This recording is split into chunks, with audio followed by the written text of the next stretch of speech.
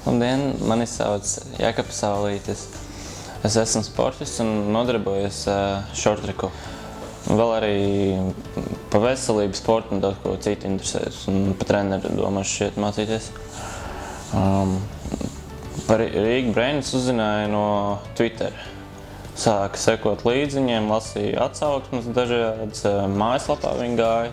Likās interesanti, gribēju kaut ko pamēģināt pēc sev attīstībai.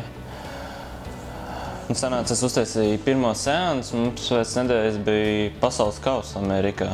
Tur es noslidoju arī uzreiz šo sezonā labāko laiku. Pirmie novērojumi pēc seansa pašā pirmā reizē, kad es izgāju ārā, un likās tāda sajūta, ka es dabūju narkotikas, bet labas. Tās, kas nenodara nekāda kaitējuma veselībai, likās tāds, wow! Cilvēkiem saskarēju, tā kā viņus vairāk nezinu, izjūtos cilvēks, zinu, ko viņi grib vai negrib, arī visu pārējais. Tā kā tos, nezinu, ēdienas garšīgāks, sportā viss labāk.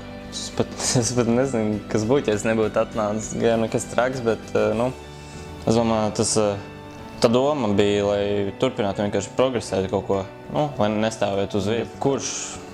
Jebkuram vajadzētu pamēģināt. Es būtu kaut kāds, nezinu, valdībā šitas te, es esmu likt visiem cilvēkiem mēģināt un vismaz iziet. Varbūt arī sākumā varu domāt, ka nekas nav, bet, ja jau nepamēģina, tad jau nezinās. Varbūt tā īsti nesaprotu, vai tās atšķirība, bet, liekas, tas tāds process, ko vajag turpināt. Tas tā kā nebeidzams attīstība, ja tu apstājies, tad tā kā stagnācija netiek plūsma, nekas nav.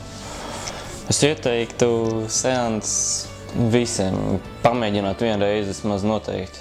Es nenožēlos.